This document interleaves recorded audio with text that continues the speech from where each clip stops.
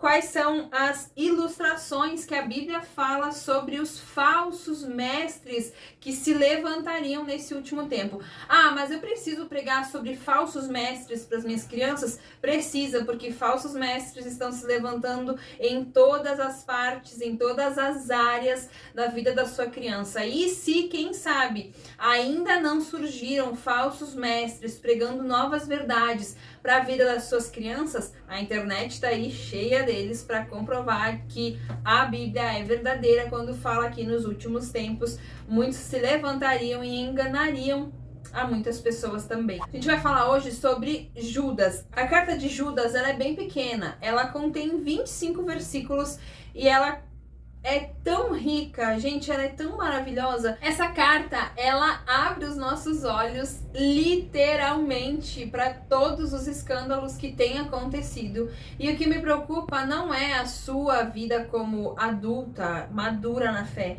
O que me traz a preocupação aqui são como as nossas crianças recebem esse tipo de informação que tem bombardeado a internet, que tem bombardeado a mente das nossas crianças em todos os lugares.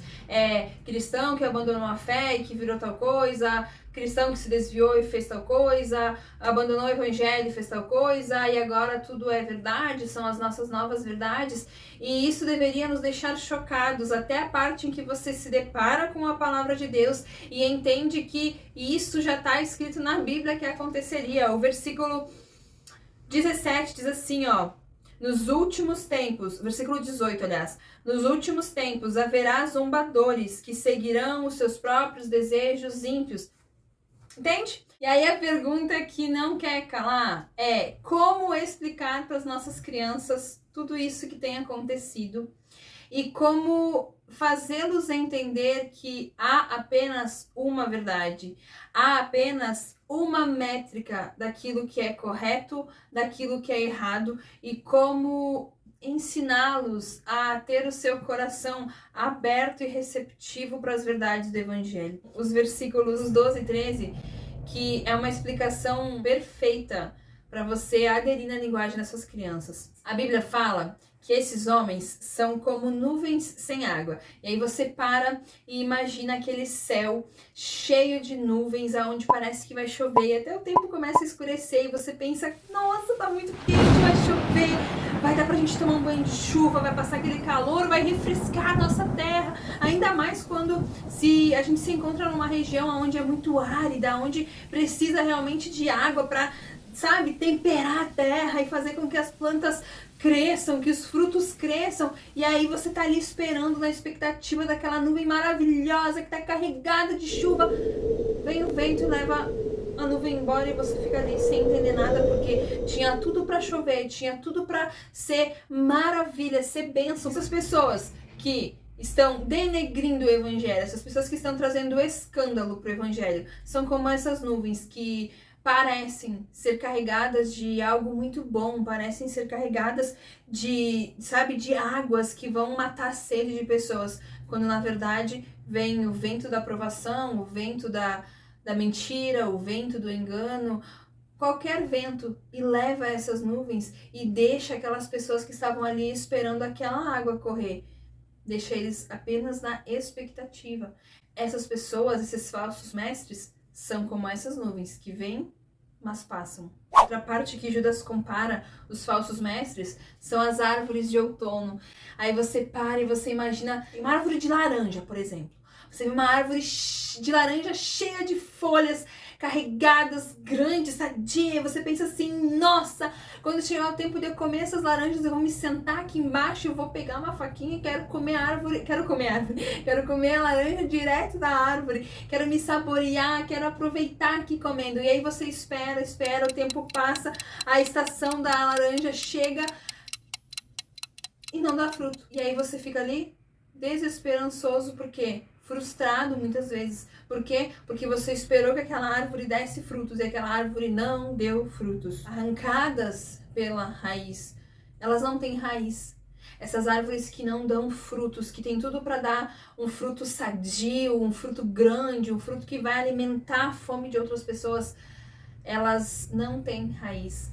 A Bíblia vai falar que Jesus é a videira e nós somos os ramos enxertados na videira. Se nós não tivermos enxertados em Cristo Jesus, os nossos frutos, se tivermos frutos, não vão ser sadios ou não vão ser saudáveis para outras pessoas. Os falsos mestres, Judas vai comparar eles com essas pessoas que falam de Deus, que pregam Deus, que cantam Deus, mas na verdade não conhecem Deus porque não estão enxertados na videira que é Jesus. Prometem grandes frutos, até aparentam ser produtores de grandes frutos, quando na verdade chega o outono, as folhas caem, a árvore murcha e nada de frutos. A outra parte do versículo 13 vai falar que os falsos mestres também são como aquelas ondas do mar bravias. Sabe quando você para assim na frente na frente do mar, e você começa a olhar aquele festival, porque realmente parece um espetáculo. As ondas do mar vêm gigantes, formam aquelas ondas, abaixam e estouram na areia e voltam, e começa de volta esse ciclo, e onda vai, onda vem. Judas está comparando os falsos mestres com essas ondas bravas, assim como também está comparando com as estrelas do céu. Você pega o seu filho, ou a criança pega o seu papai e sua mamãe, deita no jardim de casa em uma noite estrelada e começa a olhar as estrelas. Você vai começar a contar as estrelas, você vai começar a fazer desenhos nas estrelas ali com o dedinho. Não é bonito analisar a estrutura da natureza que Deus criou, mas aqui Judas está comparando os falsos mestres com as ondas bonitas do mar, com as estrelas bonitas no céu, com um espetáculo. Essas pessoas que pregam um evangelho, que falam de um Jesus que sequer conhecem, são como esses espetáculos da natureza criados por Deus. Fazem belos shows, fazem coisas grandes, coisas magníficas, vêm, vão, estouram. Agora, pregam um Jesus que não conhecem, falam de um Deus que não conhecem, pregam um relacionamento que não tem, cantam algo que não é real, mas mesmo assim alcançam o auge, alcançam lugares maravilhosos, lugares grandes, fazendo lindos espetáculos, porém são vazios do principal, que é a verdade. Lhes falta algo, lhes falta Jesus, lhes falta a verdade. Jesus disse: eu sou o caminho, a verdade e a vida. Pregam grandes coisas por um tempo, mas assim como as estrelas saem do céu, assim como as ondas acalmam, essas pessoas também saem desses grandes espetáculos e aí começam a pregar as suas verdades, começam a pregar as suas decisões, começam a pregar os seus instintos, os seus achismos, e aí com isso levam muitas pessoas junto com elas a acreditar nas suas verdades.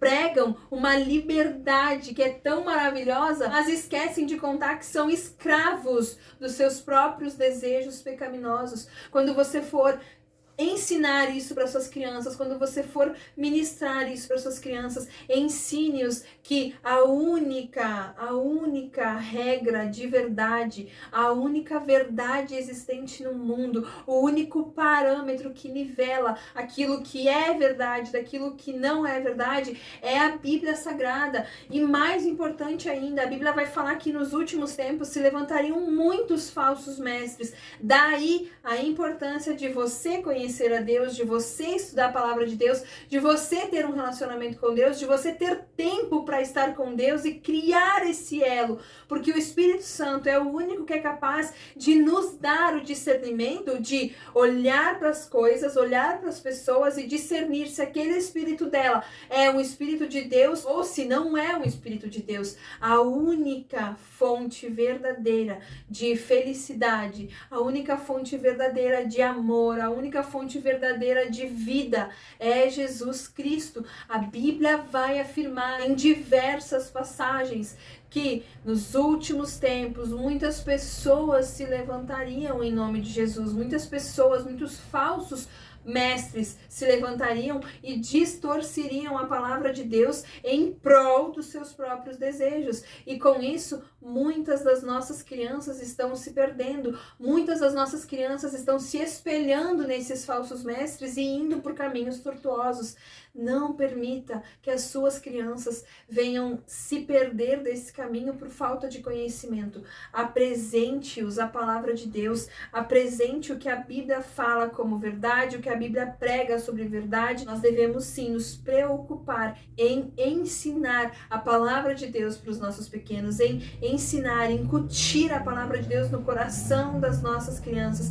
Só assim as verdades que o mundo tem pregado não entrarão nos seus corações, porque eles já estarão tomados pelo Espírito verdadeiro de Deus.